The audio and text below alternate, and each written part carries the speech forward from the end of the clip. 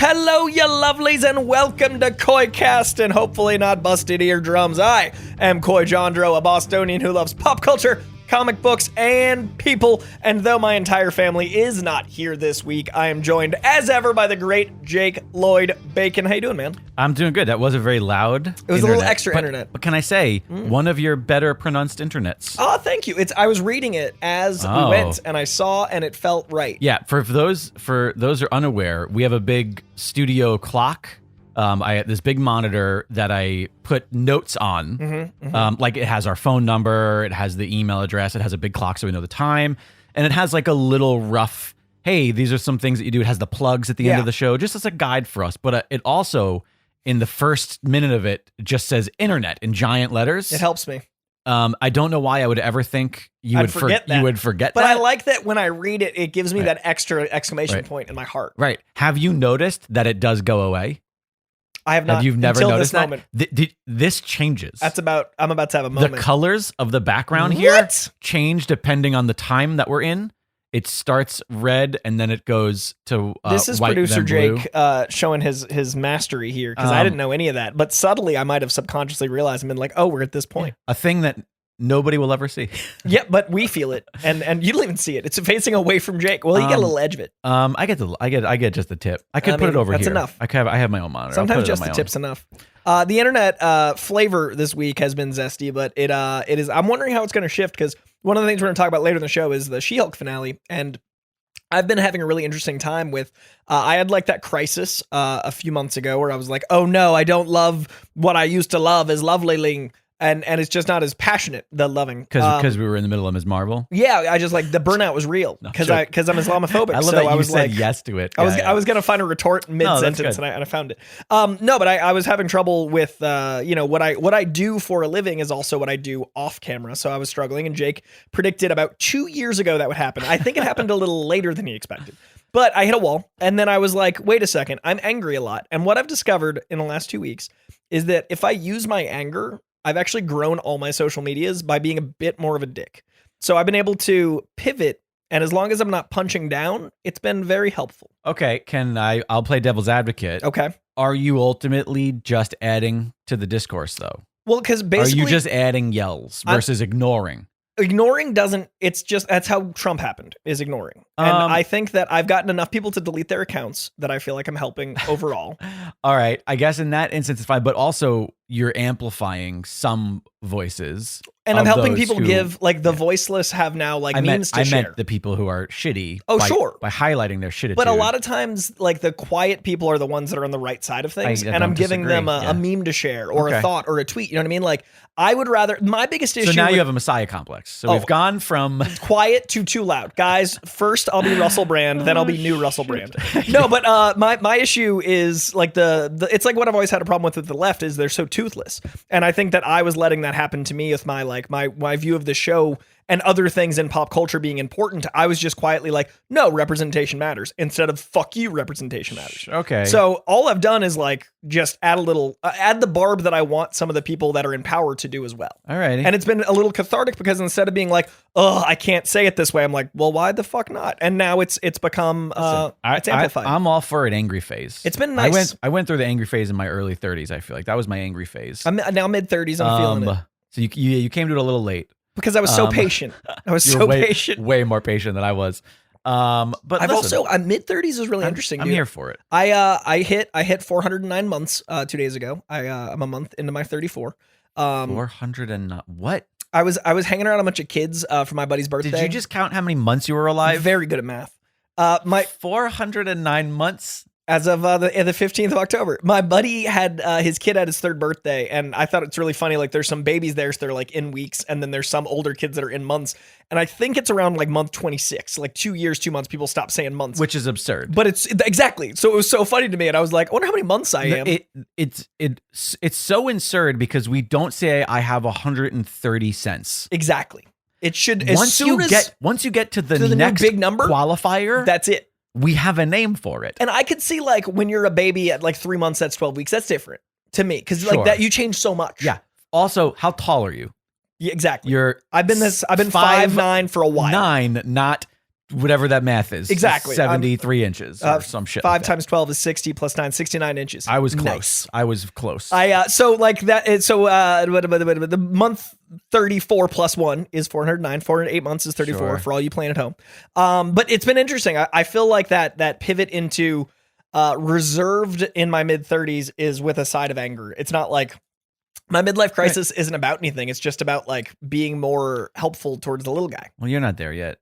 Midlife you have is a few years though. 77, man. But I think that I don't think that you're in it yet. I think you're gonna. Oh, it's only gonna get worse. You're saying? Oh no. Yeah, I thought I was in it at like 36, and now I'm just a half a year away from 40. Now I'm realizing, I'm about to start it. Oh, like it's not even. Oh no, this shit's about to hit the fan. It's just what if it's a 10-year crisis, and I'm just like percolating in the beginning. I think it's gonna last till I'm dead.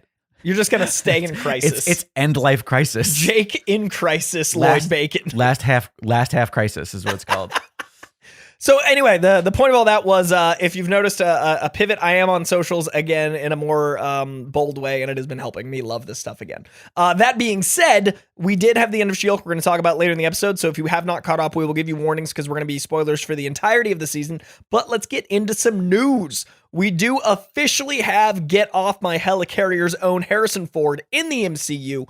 He is taking over for William Hurt, who passed away last year, to play Thunderbolt Ross. It has been confirmed that he is in the MCU, and the rumor is both Captain America 4 and the Thunderbolts. So I think that's really interesting that we're not only recasting, but also he's pretty important to the Thunderbolts. Yeah, I'm a little worried. Oh, because as incredible as Hurt was, he falls into characters, right? And Harrison is always Harrison. Yes. And I'm a little worried about this just being Harrison. Just like him growling and being I don't know. But here's the thing though, like I do kind of love this recasting. I think it's solid. But also it's tough because of the age. 81. And like my question is would this have been better off going to a lesser known actor who can make a career off of this? I think even if it's an older person, you know what I mean? Like I think they bought his voice and likeness. I think this is not acquiring Harrison Ford. I think it's acquiring the legacy of Harrison Ford. Yeah. I think he's going to turn into Red Hulk, and he's going to get stuck as Red Hulk like he does in the comics, and they're going to own the visage and voice of Harrison. And that way Harrison doesn't even have to show up. And that way he got his $10 million to film a week. I think the best thing for Harrison is the fact that he's got a legacy role that's going to pay his kids money forever, and his grandkids are going to have Marvel money. Yeah. And like he gets to go around and fly and stuff. That's the only way I see him coming back to a franchise. Yeah, you're right though, because if he does, that is a very good point about Red Hulk. If Ross becomes Red Hulk, even if Harrison is just doing facial mocap, that's it. He doesn't have to really be on set. He just has to be in a room. I think the reason Jet Li left The Matrix is the reason Harrison Ford said yes to the Marvel Universe. He wants that to be like, okay, we're good. Right. Because like Jet Li's big thing was he didn't want them to own all of him. Right. And like he felt like they were like trying to buy his moves. Right. I think this is genius for Harrison Ford. Because I'm always team let the actor do what they want and rest. Of course. And if you're cool with this, which he clearly is, sign off in your voice and like go fly around and stuff. Yeah. Like I'm a huge Harrison Ford the Man fan. Like I love how Harrison like operates in the planet. Oh, sure, of course. Yeah, so like I'm really happy for him to be like, I want this to be as little as possible. Do you think at any point they went like, well, Bruce Willis is available forever now because we can buy his likeness because it's sold universally. Maybe they was like, we can just make it Bruce Willis. Oh man, he would have been good in that part too. That's funny. That's not a bad stunt casting. But I think I like that William Hurt like is such a titan that you need someone as big as Harrison. Sure, yeah. That's why I think you need not an unknown. Right, but that's also it's tough too because at that age there are a lot less unknown. You know what I mean? Like, don't get me wrong, there's plenty of old actors out there who are like, hey, I'm still waiting for a big break just because I'm in my 80s. Some people who didn't start acting until they were done and retired because they had. But if you see an unknown come in, you're like, ooh, he's no William Hurt. Nobody's going to say that about Harrison Ford. But the reality is that they're not going to. Look how good Marvel's been with casting. Oh yeah, they have not. In my opinion, I'm struggling to think of any. They haven't really squandered with anybody. I'm not a huge fan. I love her as an actress. Not a huge fan of Brie in Captain Marvel as that character. I'm hopeful for Marvel's too to fix that. But it has nothing to do with Brie Larson because she's one of my favorite actresses in everything else. Sure. But I just felt like she was a little bit too connected to Earth. She's a little bit too human. She's so bouncy in the Marvels footage we saw at D23. So Really? I'm hopeful because she Okay. felt more like Brie Larson there. Okay. But in any case, with that exception, I really can't think of a single casting where I went like that was bad. Yeah. Even people who departed, because I know people like Even to dog. Terrence Howard was good, but I like Don Cheadle more. People like to dog on Norton, like, oh, that movie was terrible. No, the movie was fantastic, and he was incredible. He was outstanding. They apparently tossed the idea around of having Norton pop up in She-Hulk, and I love that was at least like a discussion. Great. That would have been fantastic. But anyways, like I don't think that they've hit the mark yet or missed the mark yet. Yeah, rather. I agree. Because even though I'm not a huge fan of Brie, I don't think she's like, atrocious. It's Right. just like, oh, I could have seen other people. I just think like, the She-Hulk, the Captain America franchise with what they've been able to do with like Redford and all these Titans, like I'm really excited for that. It's true because it does bring pedigree. It brings the feeling of the hunt for Red October. Exactly. And it brings the feeling of the, Air Force One. Because if you look at that era. paranoid espionage thriller, Yeah. who else you got? Like if you look at Jack Ryan, like he is the 80s paranoia next to Redford. Yeah. Like I'd say Redford is 70s, he's 80s. No, 100%. So I think that adds a certain level of oomph to Cap 4. And then the Tim Blake Nelson element means there's a hella Hulk element in Cap 4. The only other person who I could have seen on that short list, Tommy Lee Jones. Yeah. That could have been all like Would that love was that. There was probably like, oh, here are the three people we want. Yeah. I would totally love Tommy Lee Jones, but he's even more cantankerous. Like I can't imagine him wanting to do anything. Tommy. They were like, we want to get Tommy Lee Jones, we want to get Morgan Freeman, or we want to get although Morgan Freeman actually is probably a little bit too sweet. Gentle. He's got a gentle giantness to him. Who yeah, I'm trying to think of other people. Bruce Willis, Tommy Lee Jones, Harrison Ford. There's got to be other people on that short list. I mean, those are up there. But yeah, they're up there. But like for the general arc, Ed Harris. Yeah. Ed Harris would have been good. That'd have been good too. Especially after Top Gun, where I'm like, he is Thunderbolt The hard part is everybody I'm thinking of, I think, is already in the MCU. Oh wait, no, Tommy Lee Jones is already in MCU.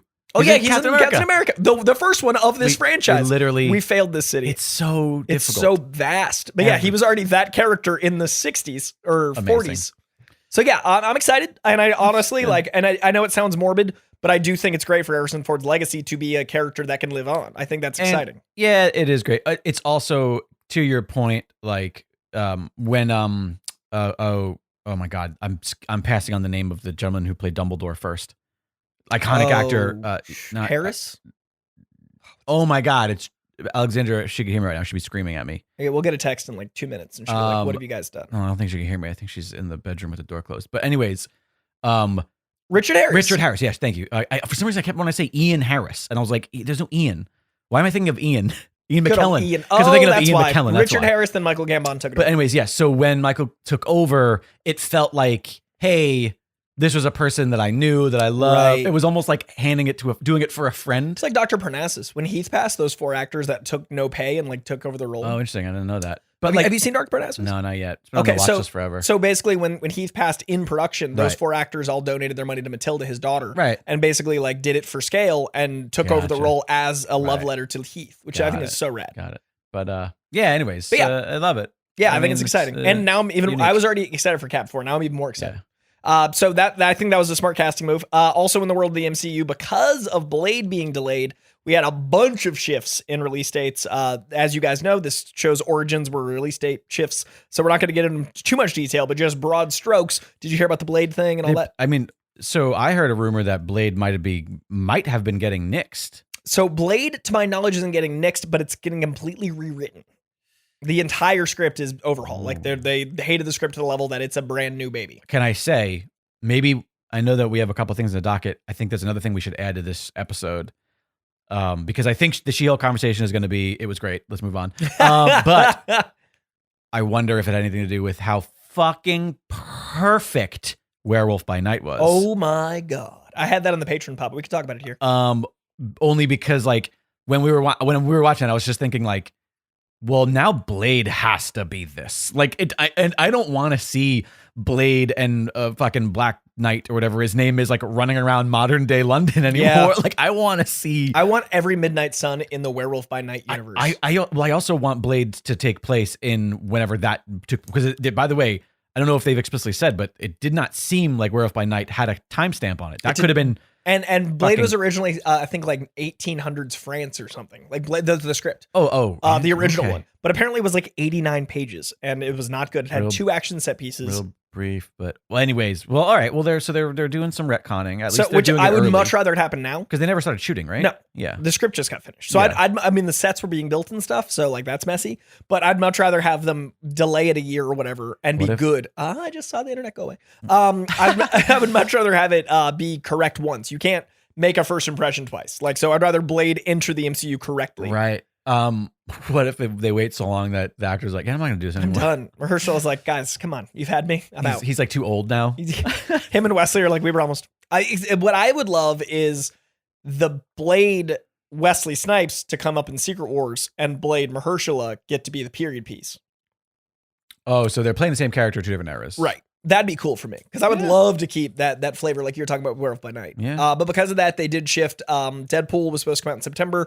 Now it's November. And the November date moved for Fantastic Four to 2025. Okay. So that's the only bummer for me. And this is just dumb. But I really was excited about 2024 Fantastic Four just because of the marketing. But I accept the fact that I can heal. Yeah, well, now they shouldn't even bother releasing it. Just can it. Yeah. Unless it's Fantastic Five, I'm out. What are they even doing? So yeah, all the release Silver dates, Surfer in there. Throw them in, guys. I mean, it's so far away that it seems like we've just wasted time talking about it. Oh, dude, we're going to blink. It's going to be here. Are you kidding me? How's time going for you? You know, you're right. 2025 is going to be a fucking fall away. You're right. It's 76 days from right now until January 1, man. Yeah, I'm about to start a 75 hard Remember diet. the rule I told you about talking about too time much, and how I think about it too much and in weird ways? Yeah. Should I not drop the number of months I've been alive at you? Oh my God. I've never wanted somebody to die at 410 months so bad. Guys, if I'm no longer here November 15th, you know why. I've been murdered by Jake. So yeah, release dates are a bummer, but I think overall for the best. I think a lot of people were upset about Phase 4 because it was rushed and because things had to come out and the pandemic really affected certain shows like Falcon. I would much rather have things come out later and right. Like there is no rush. Also, I would rather them just release less a year, which I know is probably not going to happen, but I told you it was going to be one a month in no time, man. I'm so tired. Fucking much. It's too much, man. I still haven't started Lord of the Rings yet. And there is, I'm sure again this is bleeding into the She-Hulk discourse, but like I am a firm believer that we finally actually have a Marvel, the cinematic universe, we don't call it Marvel, movies and television products that feel like comics, because the reality is like you don't have to read them all. Right? You can easily enjoy any comic without picking up any other comic for the most part. And I feel like now we have that, but I like it and I want to watch it. And I do still feel a little bit like I felt in, Phase 2, and Phase 2 where I'm like, stop naming these movies after the heroes. Just call it Marvel 1 and then colon Captain America, Marvel, like, because it's all one thing. Sure. And I still kind of feel that way, which is that the completionist in me, and that's my own Werewolf problem. by Night shows that isn't necessarily true. Like that's a great example of like, But, and again, though, it's that thing though, like I want to see it all. Right. That's you versus what it actually. And I get it, and that's what I'm saying. Yeah. So while I understand that, that's how I feel, and so that's why I'm like, yeah, you can release these less. That's also like I Am Groot's another great example of like it's a sure. And I didn't even watch them yet. They've been in the watches. I know, and the whole thing is like 10 minutes. It's so it's literally the easiest one. But I haven't started Andor. I haven't started Werewolf by Night. I mean, I haven't started Lord of the Rings. There's one more. I haven't started Sandman. Sandman is. We almost watched Sandman a couple of days ago, and something else beat it out because of I don't remember what the reason was, but I was kind of waiting on spooky season. Now that it's here, right? Well, I feel like Sandman's good now. That's right. That was why I pitched it, because I was like, she's like, I want to watch something spooky. So I was like, Sandman. Shit, I forgot what I was gonna say. Oh, the other thing, Game of Thrones. You said you're a big Game of Thrones person. Oh, dude, House of the Dragon's awesome. Oh, you have watched that? I have that. Oh, okay. So I actually wasn't a big fan of Game of Thrones. I'm a huge fan of House of the Dragon. This reminds me. Yes. You know how I am with my lists and my things. When you write lists of you organize things. For me, it's all about to do. It's all about, or I have a list of PS4 games that I own that I haven't played, so that I can take a glance at. Yeah. I like to be able to see things and play easy. That's why we both love Letterboxd. It's all the greatest of both of our things. It's about time management. Yep. I made a TV list. Oh. Because I was talking to Alexandra, and it was like, oh, that's out. Oh, that's out. And we're like, we still watch Season 2 with the boys. I was like, all right, I want a Letterboxd watch list for TV. Did you find one? No, I just made one. There's apparently an app for TV. Really? Yeah. All right. Oh, I think someone posted about that in a Discord once. Repost it if you did, because I'm forgetting. But I simply made a spreadsheet. I'm gonna try to pull it up so you can see it over here. The spreadsheet is called TV Until Death. And there are, the first line is the top of the sheet, so it doesn't count. So going by numbers, 68 holy shit television shows that I put on this list of like things that I want to watch. This does not count. I have not put on here shows that are active, that I watch weekly, like Bob's Burgers or Simpsons. Stuff that I don't really watch Simpsons as much as I need, but it would though. Old House, you watch Simpsons stuff, while you got stuff done. That's true, and I do. If it pops up on Hulu weekly, then I'll watch it. Right. So this doesn't include the weekly like Great British Bake Off. All your this doesn't include your British stuff. It doesn't include all the British stuff. It also doesn't include Seth Meyers, Stephen Colbert, the Trouble with Jon Stewart. It doesn't count the political shows either, because those I just watch like when they come out. So that's 70 television programs. That's bananas, dude. And I'm never gonna get to any of them. I keep myself to a top 20. I've got 20, and I'm a weirdo. I love the Notes app, and I literally use this as a glance. The thing is that you have a Mac laptop. Yeah. So you can everything talks. You can like look at that on your computer. Right. I'm a PC user. So you don't have I use Google Sheets. I also now have an iPad thanks to the great listeners of COYCAST. That's true. Happy birthday to you. Yeah. So I also have that device, which helps me connect all of this here. But because I just use Google Sheets on my phone. Right. So that's why I use Google so much. But I mean, here's the thing though, is I haven't filled it out completely yet, but I have a column for episodes. So the other thing that I do, much like with the games to play, the spreadsheet, this is so nerdy. I have the time to beat listed. That amazing. So that way I know before I commit to something. So I have an episode list. So if I'm like, I want to watch a show, movie runtime. You have episodes. Exactly. You have movie runtime. Yep. That's so funny, for example, I've been wanting to watch a specific short series. Yep. Forever, Alan Tudyk's Con Man, because I never saw it and I always wanted to watch it and I heard it was fun. And I'm like, I did not realize that it was like a proper web series where each episode was only like 10, 11 minutes. Much like I Am Groot. Yeah. So even though there's 2 seasons of like 10 episodes, 2 movies, 100 minutes, 100 minutes. And so literally I was like, boom, that's what I'm going to do next. Nice. And I watched it and I finished it. And so it's like, it allows for, and nerdy. But so I'm gonna audience. I'm gonna speed read. You ready for this? For what? My next TV shows. Oh boy. Atlanta seasons 2 through 4 because I rewatched season 1. I'm gonna watch them all leading up to season 5. We got Andor. We got Sandman. We got Cobra Kai season 5. We got Pistols on FX, the Sex Pistols show. Afterlife season 3. Rings of Power. Devs with the great Nick Offerman. Into the Night. Outer Range. Tokyo Vice. The other 2. Peaky Blinders. Better Call Saul. Rewatch of Breaking Bad. Rewatch of True Detective season 1. Rewatch of Kingdom. Get Showtime, and then watch Blind Spotting and American Gigolo. Those are my next 20 shows. I didn't even include rewatches on my thing because there are definitely shows I want to rewatch for sure. Yeah, I definitely need to get to some shows. Your list made me think I need to add like 2 of those onto my. That's why I read it because I'm like, I wonder which ones of these you might not have realized. I'm not even going to go through my list of 70 shows. Yeah, that's dubious. Well, I also have like notes on them because some of them they're generic names. So you need to know why you want to watch it. And I need to go like, what the fuck is this show? Yeah. The fact that I haven't watched an Alex Garland show with Nick Offerman, 2 of my I love Alex Garland. Yeah, I love Nick Offerman. On my list as well. Let's switch over to DC. Black Adam. I synced it. Yeah, I enjoyed it. Yeah, but your opinion means nothing. I know, but I'm gonna let the people know because they listen for my opinion. You liked Morbius. I did, and I stand by it. It's been a year, and I can still say that I enjoyed my Morbid time. Did you only enjoy it because you saw it in a theater with a bunch of people who were there to enjoy it? No, I actually had to watch Morbius by myself, which was weird. I meant Black Adam. No, I saw it as a press screening, which is my least favorite way to watch a movie. Because people are like taking notes and like they're really uncomfortable. And that movie is a blast. Like that movie is a third act as a movie, which is its strength and its weakness. I will totally own. But it is not a movie to be watched in silence with scratching notepads. And I was still able to be like, oh, this is fun. I think it did what the Zack Snyder movies tried to do, but without the Zack Snyder. How do I say this? Pretentiousness? Malice. But there's also a bit of like fuck you to these characters and to the audience sometimes. Like I do feel like Zack Snyder. You think Zack Snyder? I like, and you know I like Zack Snyder the person. I've said it. I'm public about it. I like Zack Snyder, but I think his audience has warped my opinion of how he sees the characters, whether or not he consciously set that out or not. Because I cannot see the Snyder films without thinking of the aggression that I feel from them. Yeah. But I do think there's a certain aggression from the characters that I don't feel. Like Wonder Woman, Superman, and Batman. Right. Batman is very aggressive, but I don't feel like he like doesn't like humanity. Right. Whereas like sometimes I'm like Superman isn't mean, and sometimes I feel like his Superman is mean. Sure. Yeah. I really enjoyed in Black Adam that The Rock's stoicism and aggression was correct for the character, and everyone else felt just altruistic. Like Hawkman doesn't have a moment of like blind anger. Like he's a JSA member. It's. I think that for some reason, and I'm putting "for some reason" in quotes. What's his name? Oh my god, I forgot his name. Snyder is like, he just approaches everything with so much angst. That's what I mean. He's like a perpetual suburban white teenager.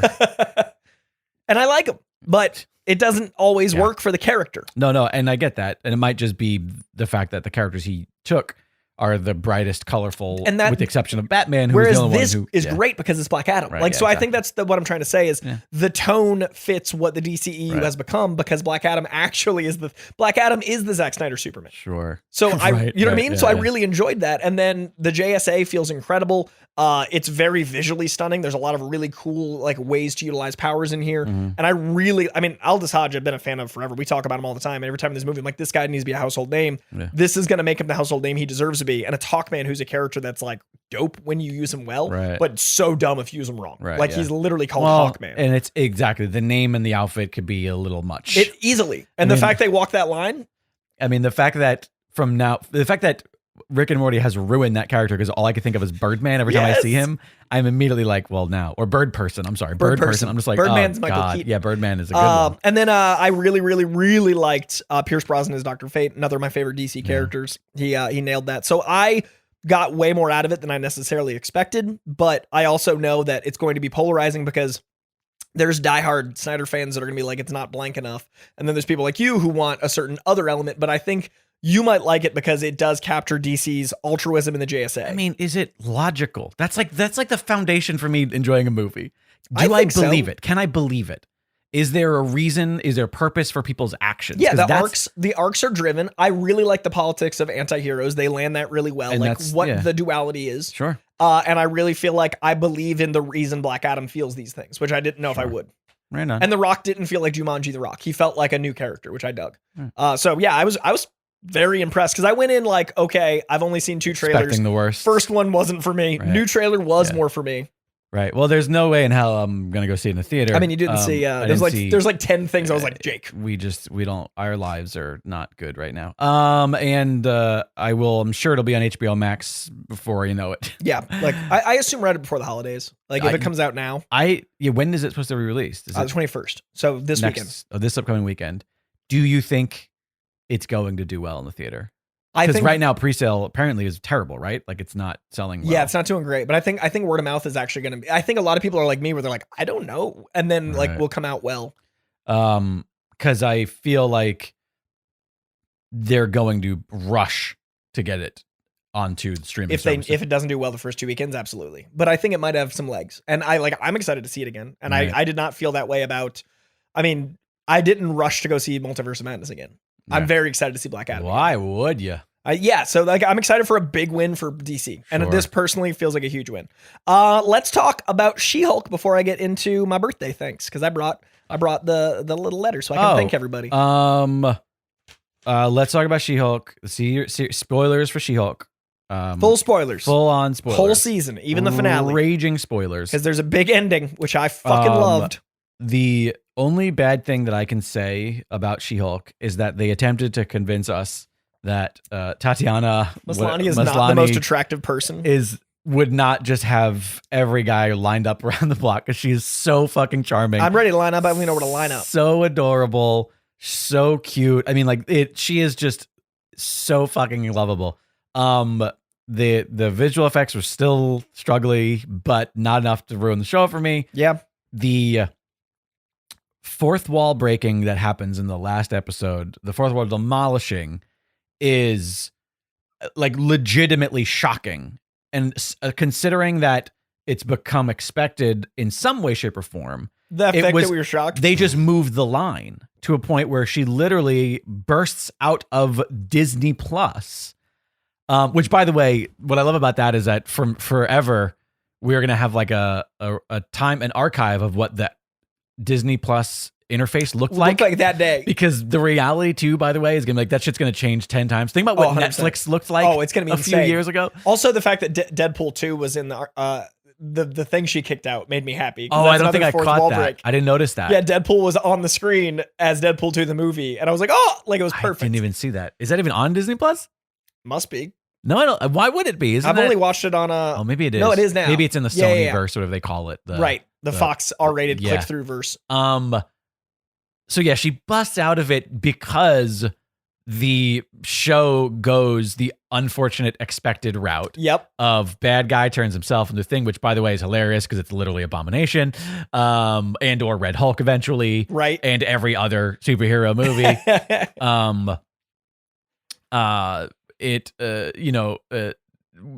For some reason Hulk comes back just to be a part of it and to say keep your hands off my sister, and it's the nerdy little dude who gets the powers of the hero, and it's like all of the things that are like the cliche that I was really worried about and bothered by, and they knew that. Then, they played me like a fucking video game. Same. The second he took that serum and injected it, I was like, oh, it's gonna like kill him, and that's gonna be the joke, right?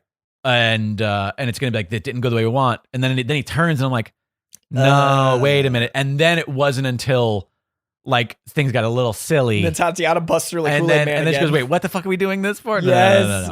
No. So when she busts through and she goes and she wants to go to Marvel Studios, so she jumps into an episode of Assembled, which by the way, brilliant. Jumps into an episode of Behind the Scenes. Yep, that way the writers are there. So she gets to go to the writers, which is no different than her talking to the writer or the artists of the comics, which is like so. We literally did what we did in the books, but now we're doing it here. In a new medium. And Disney Plus being the only place that would work, so it wouldn't work in a theater. Exactly. It wouldn't work theatrically. I thought it was, of course, genius. Yeah. It's a TV show. It's exclusive to this app. And the app has other access when you jump through. So good. She jumps through. She fucking confronts the writers who are bad, which is funny. Because also, by the way, like anytime a company can make fun of themselves. Helps. That helps. Kevin fucking Feige as an AI that makes near perfect products. The second she said like, I want to talk to Kevin, I went like, no. But can I say, there was a moment there where I went like, this can go really badly. This could go M. Night Shyamalan bad as far as the way people think that which by the way, I actually defend M. Night on all of those instances, but he has that, what do you call it? The stink on him. I was just wondering how Kevin Feige's acting was going to be. Those 20 seconds, I was like, will this But go? also like, are you going to write him as as God? Like in the MCU is Kevin Feige Is he the one above all? Because that's a thing to say. And she walks into that fucking room with the screens and it's the format changes to IMAX format. And you're like, it's the so X-Men fun. fucking name drop. Because she knows what all we of want. The things, yeah. The myriad, we could just read you the script, but it's all genius. And she does a great job of breaking down why the show shouldn't end that way. Yep. Why the audience expects more. You said you were going to make it a legal drama. Let's end it like a legal comedy. Let's end it like a legal comedy. Really, really, really funny. And what surprised me even more was she then doesn't go back to then do that ending. Right. That is the ending. So once she pitches to Kevin and Kevin agrees and says, great, that's how we'll end it, everything is over. Yeah. It's a guy in handcuffs. It's Emil's story. Like all of the things are happening all at the same time. Setting up Thunderbolts and Planet Hulk. Setting up World War Hulk, technically. Technically. Because Planet Hulk would have already happened. Unless they go back to like Scar. They might make a movie of that, like, during this time. But I would prefer they do like Scar as a bad guy here. So, I was going to say, all right. So all in all, fucking, it's a fantastic show. She-Hulk is so good. Some it's of so the middle funny. didn't work for me, but overall worked. Bringing back her being like, and can we get Daredevil back? Oh, genius. Episodes 1, 2, 8, and 9 are amongst the best for me. What does she say? Because she says, because the woman's got needs. No, that's not all I smash. Yeah, and she's like, I smash fourth walls, bad endings, and sometimes Matt Murdock. God, that's so funny. I love Tatiana Maslany now. I love her. So fucking good. Also, and guys get a lot of credit, and I feel like she's not gotten the credit. Guys are always like if you look at Jonathan Majors, he looks like a god right now to play Kang. No one's given Tatiana Maslany her fucking flowers for the incredible physique she made as Jen Walters. Her muscle tone is immaculate. When she put on that superhero's She-Hulk suit, like her definition in her deltoids going into her traps is very, very subtle, but holy shit defined. Like Tatiana. I didn't even know. I was just like, oh no, she's supposed to be like normal. Oh, I was drooling. She did the work. But great quads the old Hulk opening. So good. With this muscle bound dude playing She-Hulk in makeup. The tire, which always made me laugh as a kid when the last straw was the tire not going on. So there's so much fun stuff there. Absolutely fucking loved it. I'm so glad that Lou Ferrigno didn't show up. Same. But yeah, I mean, it's outstanding. It's just outstanding. Again, the only gripe with it is I just feel like it's hard to believe that she's this outcast. But then the end happens. Matt Murdock. So before we speculate on Hulk, let's speculate on Jen Walters. On I Jen think is and showing Matt. up in. I think she shows up in his show. I think I like the tone of She-Hulk. I don't think we have to necessarily lose that tone, but I want to see them in New York, not Matt in LA. Agreed. Totally agreed. But I don't want them to. I don't want fourth wall breaking. Well, but what I'm saying is I don't want them to be in two different. Like I want them together. Long distance. Yeah, I want them together. And I don't want fourth wall breaking in Daredevil show. No, not at all. It's not his show. But it could be her, as long as it's not this length of craziness. You know what I mean? Like yeah. But also remember how I said the very first time she did it, she seemed surprised by it. Right. That might still pay off. But I didn't get what I wanted, where her fourth wall breaking is a part of psychosis. Right. That is the equivalent of her rage. Did I tell you I kind of extrapolated on your theory and made mine. Well, which is what? So your idea of the psychosis triggered by Gamma. Right, which is why she was shocked the first time she did it. It developed then. I'm thinking, what if we're her other guy? So the audience triggered by the psychosis. So she's So I'm just taking it one step further where the voice she hears in her head is us being aghast that something happened. So she literally sees us. We're the other guy to her. 100%. So that could pay out in an exploration of the fourth wall breaking with Matt trying to help her, because Matt can hear her fucking heart when she does that, and he can sense things. He can sense things that, wait, you just literally went. It's like Fleabag, but in a way that's, like. But I'd be afraid of losing his show tone. We don't know what a show tone is. It could be Mark Waid's run on Hulk. Daredevil, which is very fun. It could also just be fucking She-Hulk season 2, She-Hulk and Daredevil. You know what I mean? Like, but I know it's not, 'cause it's called Born Again and all that nonsense. But anyways. So I'm just glad it's wicked long. So we have time for that. All I know is I do want her to go to New York eventually. I don't want Matt to stay in. I agree. Because while it was fun for this, he's hell sketchy. Daredevil in LA is silly. It's just weird. I did enjoy the Fast and the Furious references though. That entire last barbecue, and I assumed you were able to, at least since you've seen enough. Well, of I saw somebody share the clip of like the combo where they combine the movies. I shared that. I loved it. I was like, they literally they lit it like Fast and the Furious for me. Like whoever made that scene was like, this is a gift. Okay, so. I'm torn with thoughts about the future of Hulk in the MCU with Alexandra because of the source materials. I think that World War Hulk is a great place to say goodbye to Bruce Banner in the MCU, where he's struggled his entire life with the other guy. At some point, he merges the two. And whether or not we get to the point where we reach Immortal Hulk, where the night belongs to him, and he's that sort of thing, and that's more horror. Werewolf by Night Hulk is tough, right? But it's the problem with that is that becomes tough because then we're just branching into the horror instead of what I think is a better, purer thing, which is World War Hulk. The action. Hulk is bad. Yeah, he's got to go back to bad. Hulk, he's got to lose the control that he's worked so hard to gain. Yeah. And I think him being angry at all the people that he once loved and raging out and trying to kill fucking everybody on the earth and all the people that it was a part of. But it's so hard to do that because they sent him away. I know, I get it. So that's the thing. So in the comics, the explosion, the death of his kid and his wife, and like that, by the way, isn't that where not Korg, what's the little guy that's with Korg? The purple guy? Isn't Meek originally one of his like characters? There's a couple other characters. And they already did that storyline effectively in Ragnarok. Exactly. We've already done that a lot. Well, that was because we got Planet Hulk. Right. And the only difference is that he returns to go do Infinity stuff soon. Right. So we have like interconflicting source materials. And then he leaves again in this. Right. And comes back very casually. I will say I did not like Hulk showing up at the barbecue. I agree. It's the only thing in the entire series that I went, that felt like one of the annoying have to get post-credit things where why did we could have simply just saved that. We don't need to know, because also it's like no questions, no responses. Also, I wanted a whole movie of him on Scar. You know what I mean? And that's the thing is, remember when I told you my big problem with seeing the Secret Invasion trailer was like, how many times does Sam Jackson come back? No, not even that. Does a character end a movie by going away? Oh, right. And we think the next movie is going to be them away, but instead it starts with them coming back. Thor: Love and Thunder. Yeah. We didn't get Guardians of the Galaxy. that happened in between movies. Yeah. You know, same thing with Hulk, where it's like, oh no, he goes away, and then it's us. I guess Ragnarok is the only one that did it successfully. But like, it does feel like people go away, and then we expect to see them while they're like away. On a vacation. They're always back home. It's always like, well, now that I'm back, where have you been? I've been in space. Yeah. Well, I want to see that movie. Yeah. So that what this is what this felt like.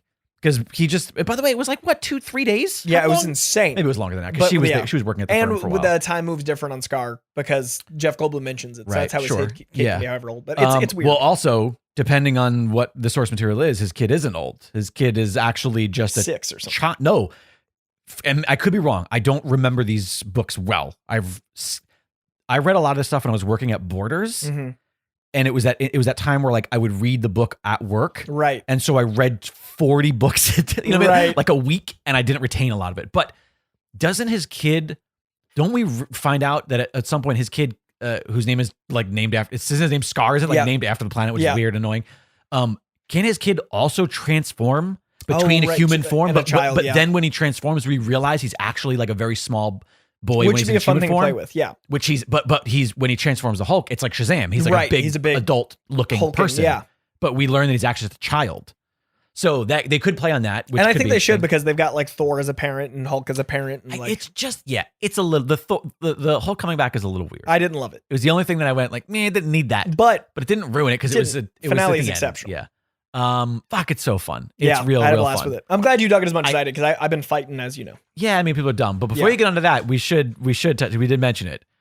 The only thing not as good, or I'm sorry, the only thing even better. Oh, Werewolf by Night. Holy crap, dude. Where I can't tell you enough how Werewolf by Night is infuriating that it ended so abruptly and that it's over, and that I want 100 more. It is so perfect. I am obsessed with Man-Thing in that show. Ted is so good. Considering we didn't even talk about this last time, is considering that like this is not the first time Man-Thing's been in live action. Like they made that movie that they pulled from theaters. Yeah. And they put it on straight to Sci-Fi Network years ago, where it was like a failed horror movie with Man-Thing. And when that came out, I remember thinking, hey, Man-Thing looks pretty good. Yeah. And that was 2008, whatever it was. And now it looks incredible. But the entire time I'm just like, I need more. I think that's inevitable. Character. Everyone loves. I've not heard anyone not like. Well, I've heard like 2 dumb people on Twitter, but I've heard everyone rave about Werewolf by Night. And I will say, I do whatever they do with this.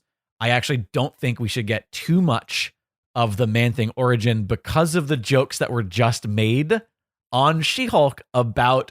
All right, so another person takes the super soldier serum. Right, let it be this. Like let it be. Man-Thing exists. He's actually just this doctor, scientist, and an accident happened. Done. Like, don't explore it too much. Yeah. Because it is going to be the same story. You know what I mean? Like, right. But the whole tone, this is incredible. The cast is so good. I'm so happy. I know that this dude that played the main character, Alexander's like, oh, I love him. He's great in everything he's in. He's in a bunch of like indies. He's in a Spanish speaking stuff. And yeah, Gael Garcia Bernal. And I second I see him, I go, oh yeah, I recognize that guy. But I couldn't tell you what he's in. For the most part, other than recognizing him, an entire cast of unknowns, which I love. Yeah. I didn't recognize any of these fucking people. Yeah. And they're all the best person I could have possibly imagined playing those characters. Yeah.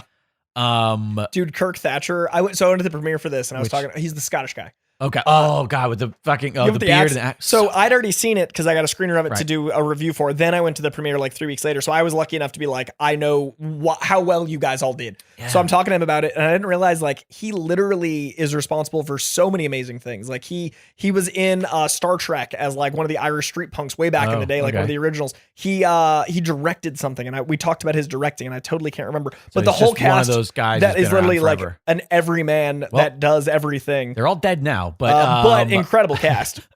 It's so. He directed Muppet Treasure Island. That motherfucker directed Muppet Treasure Island. It's such a good show, or special, whatever you want to call it. Every little thing about it is picture perfect, and we do have to say it may be one of the most beautifully shot things in all of the MCU. Considering it's black and white. The debut of Michael Giacchino. What a directorial debut. Like he's been directing so good. He's been directing like small stuff since he was a kid. Like he had a 16mm and everything like J.J. Abrams. Does he have like TV credits maybe? Like no? this is his first like published like out there thing. And he also composed the Batman, Spider-Man No Way Home. Like he's a composer. Oh, right. Alexandra said that. She's like, did you know this was directed by a person who's a composer? He's like one of the biggest composers in the world. Right. He did like, hold on, I'll read you his composing credits because they're absolutely bananas. Like he's one of the biggest composers and he somehow had time for this. But Thatcher, by the way, did special effects on Star Wars, produced Star Trek, and directed Muppets. He also did visual effects on RoboCop. Like he's everything. And the dude just shows up with an axe. Like, so talking to him, so good. It was one of those conversations where I'm like talking to this guy. I'm like, what haven't you done? And then I was like rewatching it. Like, you're also incredible at this. Also the kayfabe of it all, the story itself. Well, we mentioned it earlier. I am choosing to believe that this takes place in the 50s. I like that. Because for a few reasons. With the exception, the thing that was the opening where they show the Avengers and they say like, but underneath that, you know what I mean? Like in the underground, you know, that in my opinion is just a reference to the world known and the world unknown, but not necessarily that those people are around, right?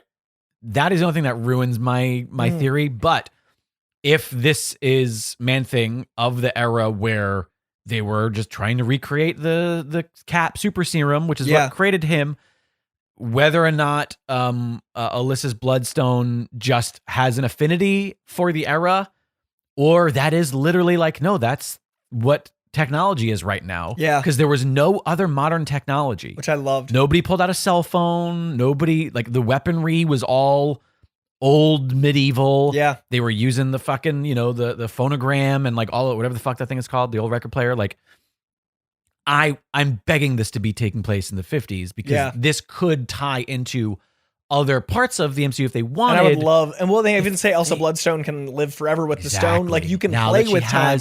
Now that she has that. And we don't know how monsters age, which is so much fun. Well, I mean, the fact that, do you think that was Nosferatu? That was the Marvel's version of Nosferatu on the wall that he said, I fought him many times. Because I think so. I think it could be. Because he pops up a lot in the comics, in the 70s comics, which is based off. And that is, again, and it could very easily pull into the Blade story, which is why, like, if I wouldn't be surprised if this isn't going to influence where Blade goes. I think after how well it's been. So good. Michael Giacchino, his directorial debut, just in the last couple of years. Music for Werewolf by Night, Lightyear, Jurassic World Dominion, The Batman, Spider-Man No Way Home, Let Him Go, An American Pickle, Star Trek Short Treks, Jojo Rabbit, Spider-Man Far From Home, Bad Times at the Elbow Royale. Like he's literally scored everything. Yeah, and then he's like, I'm gonna direct this piece of magic. It's just so good. I'm so upset that when it ended, I was like, no, I want more. It's so fun. It's pitch perfect in tone. It's in that top realm of Phase 4 for me. Like for me, it's like No Way Home, Shang-Chi in this, or like that perfect. It's just so unique. It's so its own thing. It's the perfect spooky Halloween thing because I got to see it on film in a haunted house. It's great. It's scary, but it's not. It's fun gore. The having Bloodstone, like do the theme park ride. Yes, it's so good. Everything about it. Yeah, I loved it. I loved it. If you haven't watched it yet, it is the best Halloween choice. It really is. And I can't say enough good things about how well they handled Man-Thing and how good it looked. The power, the use of color, it's just fucking outstanding. Now I'm going to quickly, before we get out of here, we got a couple hotline calls, and also I want to give you guys some thanks. We're going to still do some hotline calls this week? Maybe not. Let's do a bunch. Do you have comic rets? I do. Yeah, we'll do extra long next hotline. Week. Yeah. Okay. So I want to thank everyone that contributed to my birthday. I put up a wish list and I was very self-conscious about it. And then you guys were like, no, that's totally a thing. And then you guys sent me some awesomeness. So I want to send a thank you to Dar Funko, who got me, I literally, not even as a joke, I don't think I'm gonna actually put this up there, put a Manscaped thing on my thing, and Dar Funko's like, I had to get the cheekiest gif on the list, and I was like, respect that. So thank you to Dar Funko. I want to thank Chizzy218 for sending me some positivity. I want to thank Duger as ever. What a delight. Love knowing that guy. Garth McMurray, one of the staples of COYCAST. Much love, much appreciation. Stacy Morris both got me and Spidey Cat a gift, which is very appreciated. Doug McKinney is such a delight and also apologized for Broad Street in his gift. Here's an infinitely better movie than Give My Regards to Broad Street. Got me Dune on 4K because I needed me some Dune, which was very funny. My mom also got me a few things. Rick Duran / Trash Panda got me some liquid IV to help me recover from my own birthday, which I very much appreciated. Another one from Stacey Moore. She got me a rad shirt. And then I think that is everyone for those things. If I missed you, I'm so sorry. I was like opening stuff and trying to keep those on the side. And then for the iPad, a ton of you guys all chipped in, and it was led by Jacob Wood, who is an absolute delight, who has been an unpunchable gift horse, who is he made it 1 month and then was dethroned, and I think he's going to get back. I think he has. I see him fighting his way back to the unpunchable status. But he rallied together Frank Silva, Darth Vadad, Adelia Chombo, Zachary Patsy, Cassandra McElvine, Emma Kay, William Wimberly, which is a great name, Michael McCarstle, Duger13, and Anthony Stanton, and they all got me an iPad. And let me tell you, reading comics on an iPad feels so much better. Like, because I get these codes, but that means I have to digitally. And for 6 years, I've been doing this professionally, and I've had to like zoom, slide. No, it's the worst. It is. I don't know. I tried one night to read something on my phone, and I got to like 6 pages, and I went, I'm not enjoying it. I read 50-ish books. So easy math, 50 books a week. That's 200 books a month. Times 12 months, that's 2,400 books a year. For 6 years, I've probably read upwards of 10,000 comics on a 5.7-inch screen. I cannot overstate how important this iPad is to me. Like, it is revelatory. And it's if you want, you can still go to the park and go mobile, because you can use the hotspot on your phone. I haven't done it yet because I've been in my house, but I'm going to ask you how to do it, because you know how. It couldn't be easier. You literally, it's a setting on your phone. You go to settings and you go to hotspot. Oh no shit! It just sends the internet. Turn it on, and then I sound so old. And then you're it just sends the internet. And then on your iPad, you're literally just going to go to find like a Wi-Fi, and it's going to have your name of your phone as your Wi-Fi source.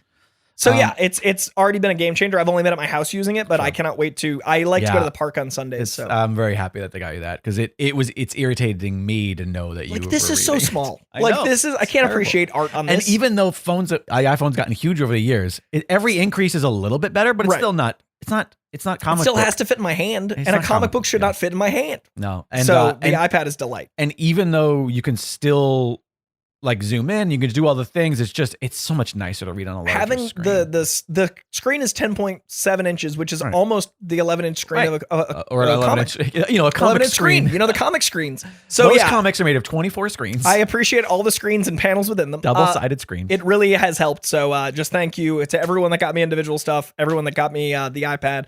You all like. It's so weird to work on the internet because it doesn't have a union, so it doesn't pay very well. But it also feels weird to then ask for anything, because I'm like, well, who am I to ask for more stuff? So to get things that I wouldn't be able to afford on my own out of the greatness of your hearts means a lot. So I really, really appreciate it, because I would not have been like, oh, do I eat or get an iPad? So thank you for helping me not choose. I can now eat and read comics in a happier way. So much, much appreciated. So now you want to give some recommendations of some comics you've read on your new iPad? Oh, actually, that does tie in nicely. What a good tangent I was unprepared for. All right, so comic books I would recommend you lovelies. Here is the rest of September. We're going to start on September 14th. My favorite books from September 14th, 2022. Alien #1, Axe Judgment Day #2. That is a fun event title happening over at Marvel. It's actually working for me. A lot of time event books are not my jam. This one is Axe as in Avengers, X-Men, Eternals. They're combining all of the giant teams in one giant event wherein the big celestial that the Avengers have been living in is judging the entire planet. So they wake up this Eternal and he's like, you either fucking make it or don't. And he's got a gladiator thumb and he literally passes judgment on you, but he's passing judgment on individual people to judge the planet. Right. So it's like, it's going to be a percentage-based game. Yeah. So it's really intense because you see like, it's really smart because not only do you get the big team book, but you also get individual issues. Sure. So you get those judgment things and it's every title. And the tie-ins are actually working. Like I'm rarely like it pro. It seems a little bit too big scale for me. It's a lot, but I've been enjoying it. So Axe Judgment Day, Daredevil #3, Dark Spaces Wildfire #3, Midnight Suns #1, brand new Midnight Suns title if you're into that sort of thing. Miss Marvel and Venom #1. Again, I talked about this 2 weeks ago. Miss Marvel and is one title. They're just changing who she's with. But that makes it very hard to categorize. Yeah, so it's really frustrating. Like issue 3 was Miss Marvel and Moon Knight. This is technically issue 4, but it's called Miss Marvel and Venom #1. Very silly. Poorly done. Just call it Ms. Marvel and then 1, 2, 3, and 4. Ms. Or Marvel Ms. Marvel and 2. Team Up. 1, 2, 3, and 4. Sure. Whatever you want to do. Yeah. Predator. You know what? Be a little humorous because Miss Marvel's really modern and she listens to modern podcasts. Make a joke about Conan O'Brien needs a friend. Miss Marvel needs a Call friend. it Miss Marvel 1, 2, needs a 3, friend. 4. It's right there. And it's her like with a podcast app, and it's got like the Conan hair. It's her with the Conan hair. Ms. Marvel needs a friend. Jake just fixed it for you, Marvel. He just did it live. Predator 2, Righteous Thirst for Vengeance, number 11. That title is done with issue 11. It was one of my favorite books of this year, so I highly recommend. It's only 11 issues, easy to pick up.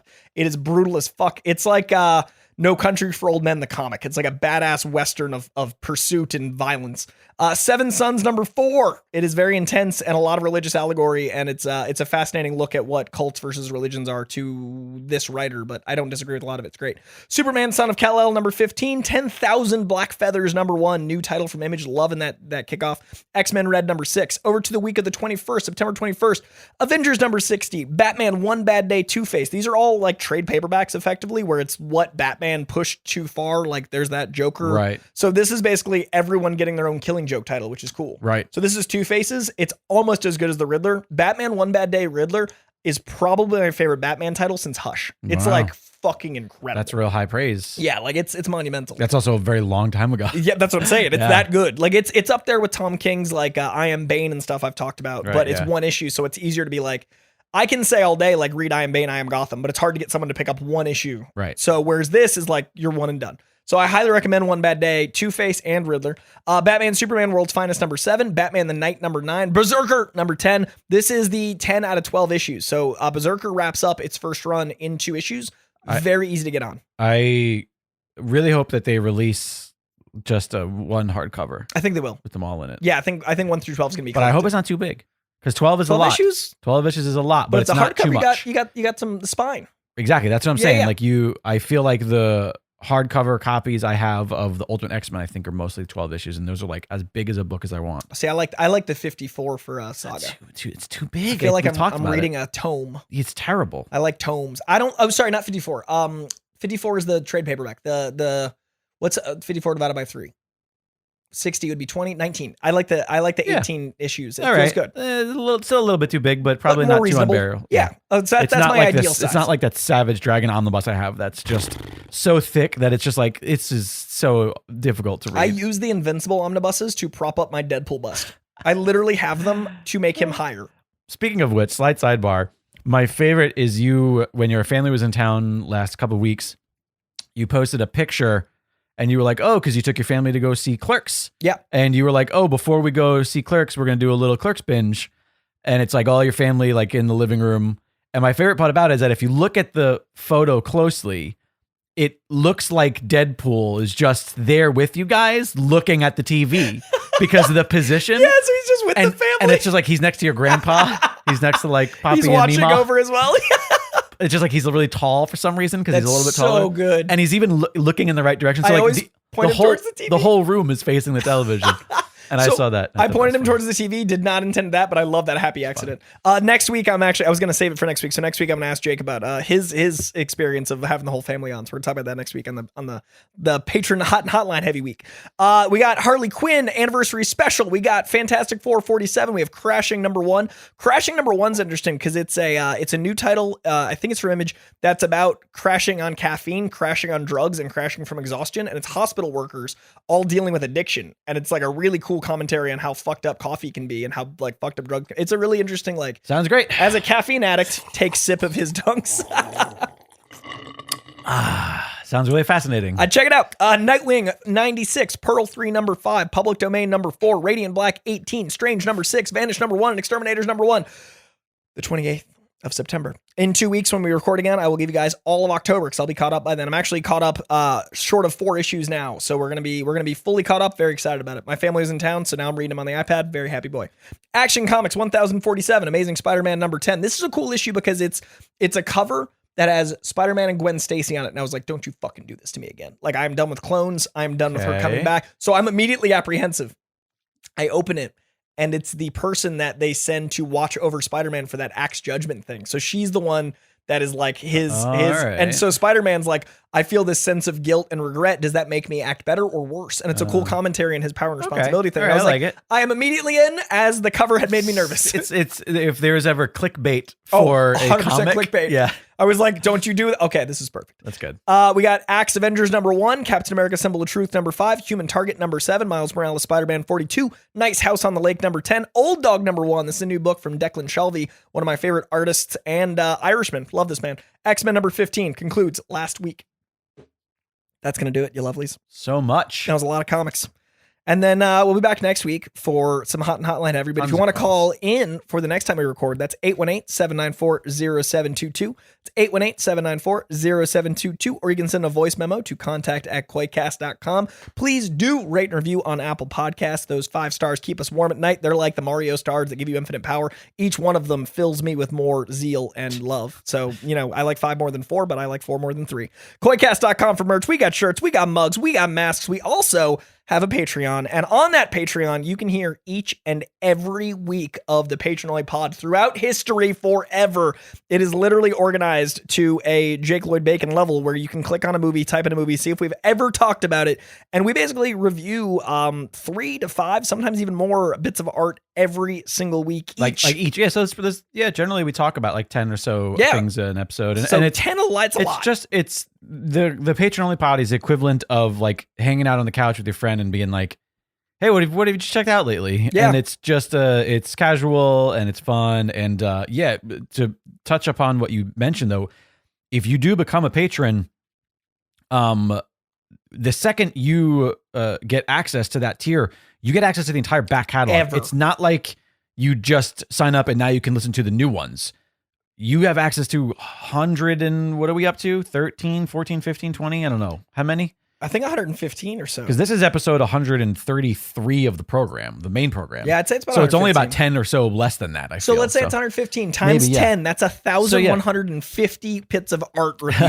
So yeah, it's real fun. And, we appreciate everybody who checks it out and gives us feedback. And it's also the place where you get to listen to what our monthly Unpunchable gift horsts make us watch. Yeah, we get picked things to watch, and we could say what this one is.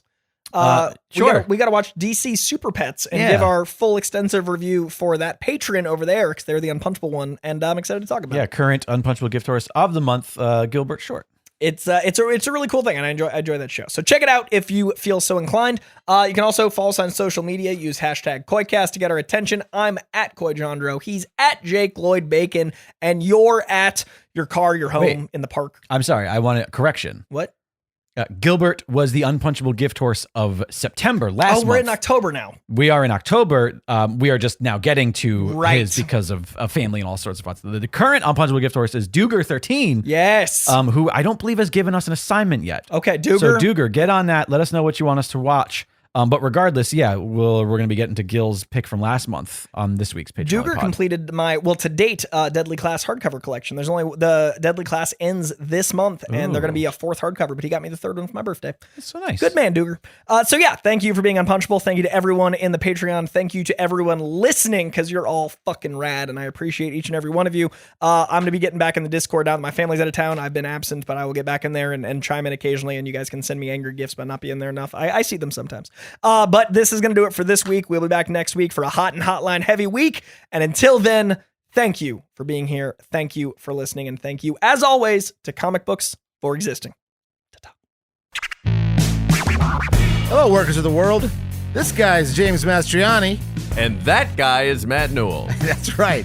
We cannot say our own names. We're writers, comedians, performers, but more importantly, we're the hosts of Good Work. Good Work is a comedic roundtable about the world of working in which we discuss labor politics, union news. We'll have fantastic guests. It's kind of like whatever your favorite podcast is, but with labor. Pretty good. Right. So join us and producer Jake on Good Work, available at goodworkpod.com or wherever you're listening to this podcast right now.